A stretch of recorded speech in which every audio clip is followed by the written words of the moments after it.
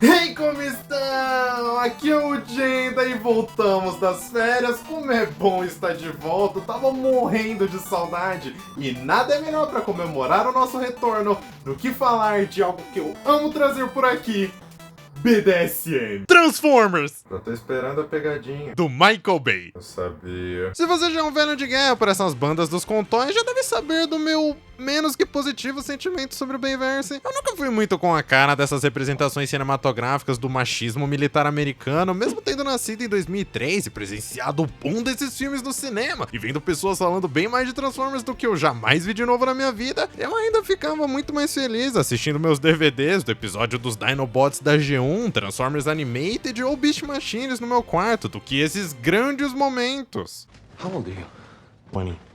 She's a 17-year-old girl. Protected by the Romeo and Juliet laws. You've got a pre-existing juvenile foundational relationship. Statute 2705-3. Eu sempre achei que faltava isso mesmo nos Transformers.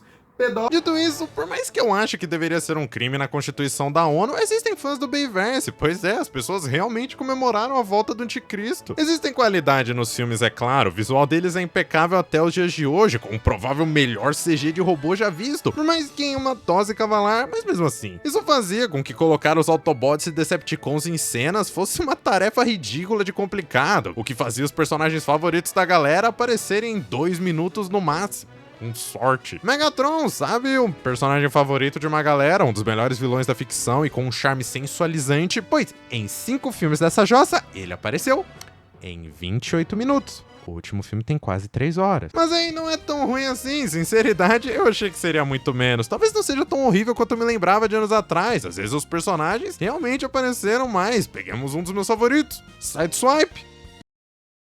Pelo menos ele não começou no pior de todos.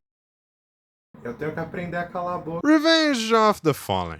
Eu odeio esse filme. Olha, eu cresci. Agora tenho 23 anos e estou tentando deixar o meu lado cínico pra fora e começar a apreciar as coisas muito mais pelo que elas são do que eu gostaria que elas fossem. O primeiro filme não é ruim, na real. É um cinema pipoca da maior qualidade, a produção perfeita pra sessão da tarde. Era isso que ele queria ser. Os personagens até que são divertidos, as lutas são maneiras, tem algo aqui.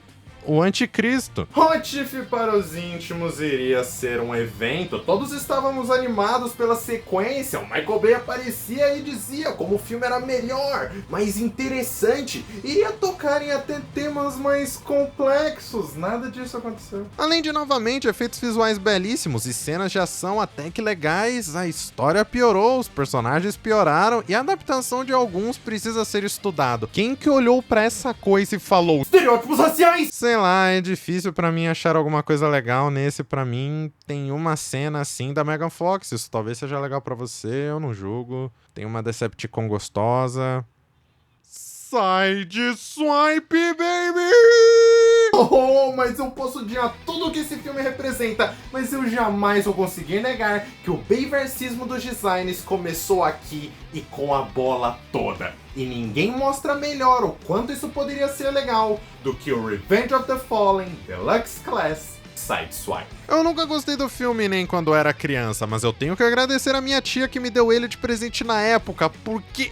Ui! Senhoras e senhores, abram alas, que a estrela suprema do Bayverse quer passar pra te dizer... E você pode agora mesmo entrar no meu link da Amazon e comprar o que quiser com ele pra me dar uma esmolinha, como os belíssimos Studio Series, tem até do Bayverse, como o do Will Jack. Tá bom, não faz isso não. Os designers do segundo começaram a ficar bem mais corajosos e tentando brincar com formas e estilos bem diferenciados e malucos, o que sim, às vezes te entregava um gnome escroto, só que quando encaixava gostoso. Sideswipe já tinha um design legal, ele ter 2 espadas era só um toque a mais, só que a escolha de adaptação da equipe ficou boa demais, e mesmo sendo hater, eu tenho que admitir, ele é muito foda. A coloração de cinza com prata é muito bonita nas regiões pintadas, sendo realçadas com detalhes em vermelho e azul dos vidros do carro. O organismo extraterrestre do corpo dele super bem esculpido. Detalhes de carros nas pernas de galinha dele, realçando o realismo do modo robô. O peitoral de bunda do carro aberto no meio, por si só já merecia um prêmio de tão badass. Uma ombreira digna de rivalizar qualquer cavaleiro do Zodíaco. A cabeça não é lá minha coisa favorita não, é muito ET pra mim e eu juro que ele tá usando um bigode com cavanhaque e eu não sei se gosto disso, mas tudo fica esquecido com esse plástico azul translúcido na nuca, perfeito para uma boa dose de light piping para dar a ilusão de olho aceso. Tudo bem que pela posição fica quase impossível de usufruir disso, mas ele é da hora, eu perdoo. O design dele é tão badass e dinâmico que lembra algum robô mecha de anime, uma vibe meio Gundam talvez, e a escultura pra tudo é tão legal que eu nem ligo pra tanto Kibble em volta dele. Pedaços de porta e retrovisores nas costas pendurado, que dependendo do seu humor pode ser sim um problema da figura, mas estamos falando do Bayverse. O carro tinha que literalmente ser bonito por contrato, e tipo, ele tem isso no filme também, então não vai ser uma reclamação. Ainda mais quando eu estou muito ocupado apreciando os culhões dos designers de fazer um Transformer, um boneco que patina e não tem pés. A característica mais icônica do deslizante aqui é o seu vício em Jet Set Radio, Sideswipe do Bayverse não tem pés e só patina por aí, o que é replicado magistralmente aqui. Pra melhor ou pior que isso seja. Não vou mentir, eu adoro uma ideia besta e ousada nos meus bonequinhos e nada é mais isso do que um boneco com literalmente rodas pelos pés. Tudo bem que deixar ele em pé em uma pose legal acaba ficando um tanto difícil, mesmo a equipe colocando esses suportes em volta com uma transformação bem bacanuda por sinal, ainda é difícil de apoiar ele. Primeiro, pela mochila considerável e segundo que pela idade o negócio está mais duro do que eu vendo Transformers One. E falando em ereção precoce...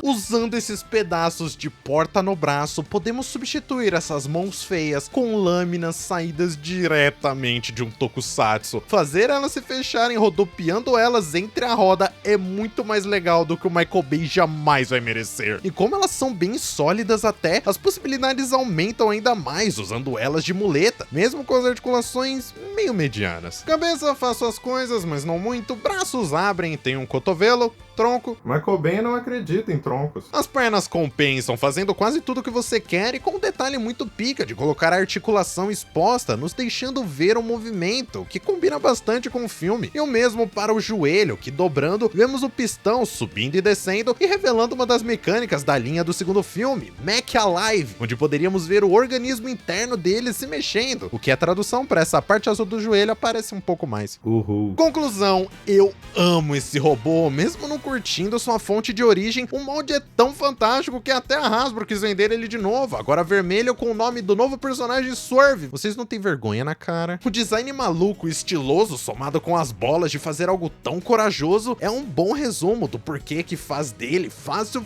um dos favoritos da minha infância.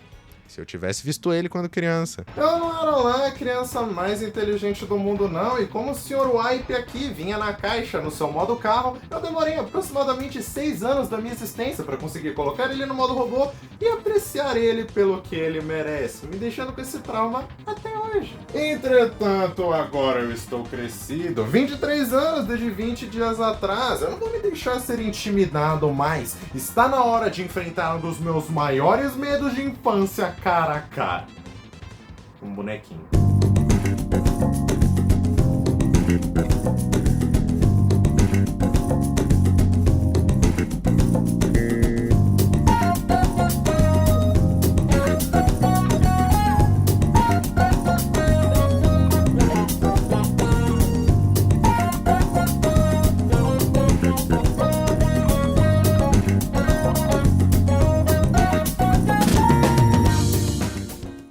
Uau!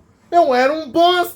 A transformação dele é surpreendentemente fácil, principalmente para as linhas dos filmes, e não tem tanto aquela coisa que eu odeio como o Barricade do Last Night tem, de ter que ficar socando o plástico até entrar. Aqui tudo funciona razoavelmente bem, e o resultado final é de novo muito bom, uma masterclass de esconder o robô que não se vê todo dia, porque o Corvette Stingray Concept Car, obrigado Google, é bem fino e baixo, então o robô não ser visível, além desse monte de listras lutando pela vida para segurar tudo no lugar, é um ótimo trabalho. E muito legal essa criação de mundo do filme de vamos nos esconder na terra como carros para ninguém saber que estamos aqui, e escolheram um carro que não é comercializado e existe só um protótipo no mundo. Belo disfarce. Eu não sou muito dos carros também, nem sem dirigir, mas eu não achei ele tão bonito assim também. A bunda é charmosa, que nem a vossa mãe, mas essa frente parece um palhaço do mal rindo enquanto te encara. não é lá o carro dos meus sonhos, não. Articulação, mas pontos extras pelo escapamento que pode mexer.